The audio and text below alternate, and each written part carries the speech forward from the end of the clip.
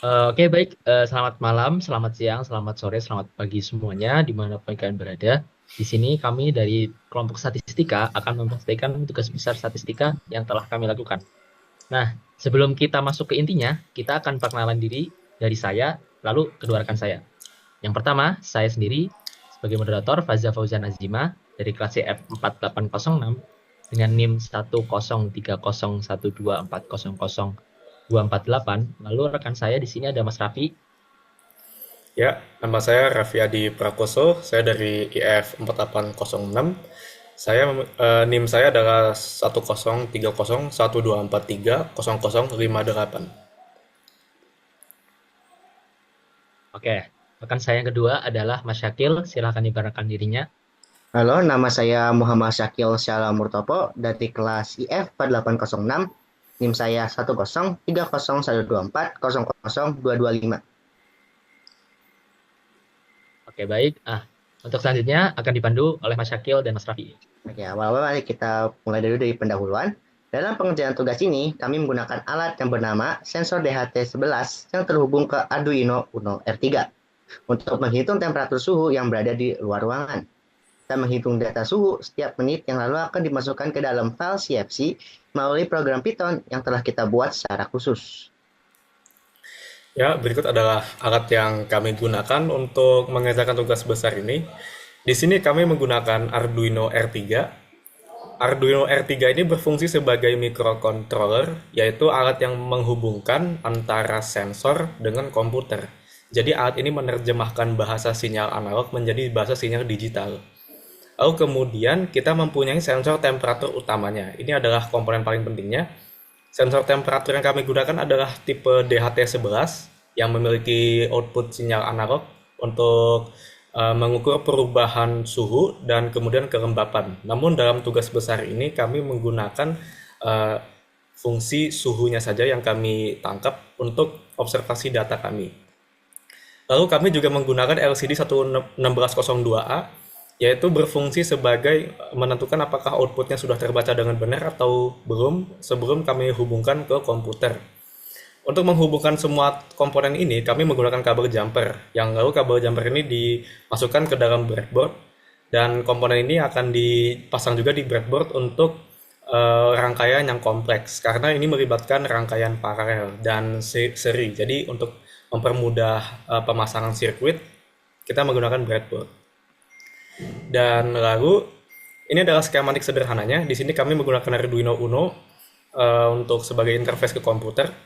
Lalu kemudian kami di sini punya kabel sinyal input yaitu berada di pin 6 analog, dan dia menuju ke rangkaian relay ini, relay ke DHT11.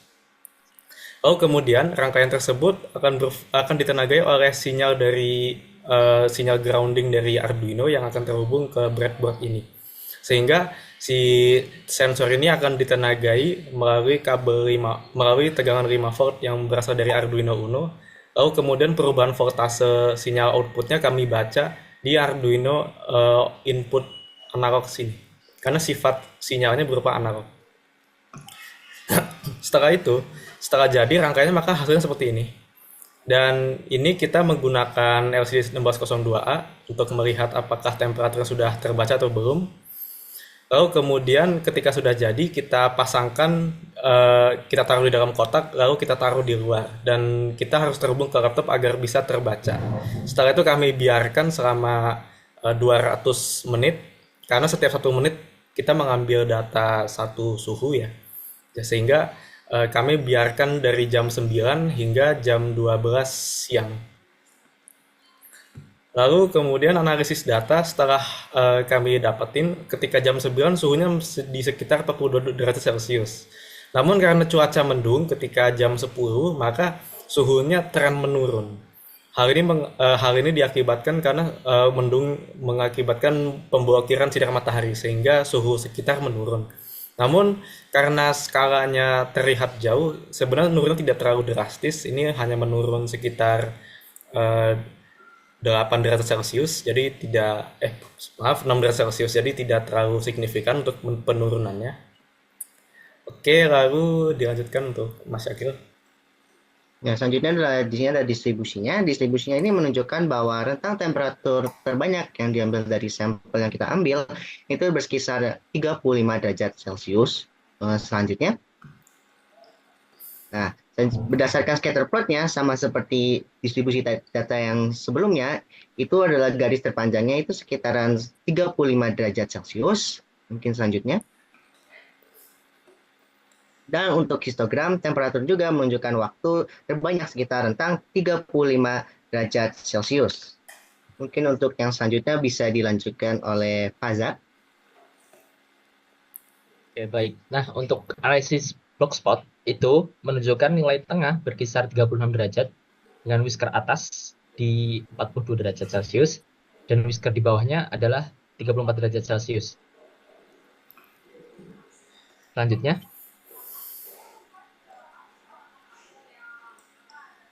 nah, ini adalah dokumentasi kami.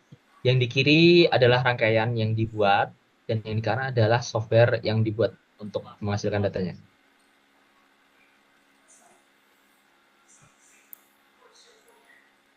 Selanjutnya,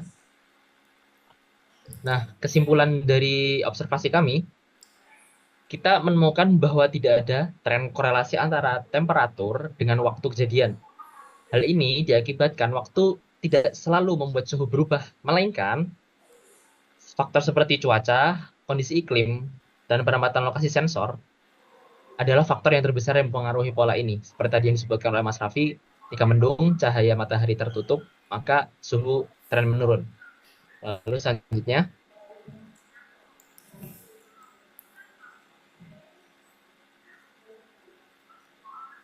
nah, teman-teman, kita udah sampai ke penghujung slide. Artinya kita sudah di penghujung acara kita pada malam kali ini. Terima kasih untuk kalian telah menonton. Semoga video ini bermanfaat. Adapun kesalahan dari kami, mohon dimaafkan. Salah kata atau perbuatan yang kurang mengenakan, mohon dimaafkan. Mungkin cukup sekian. Terima kasih semuanya.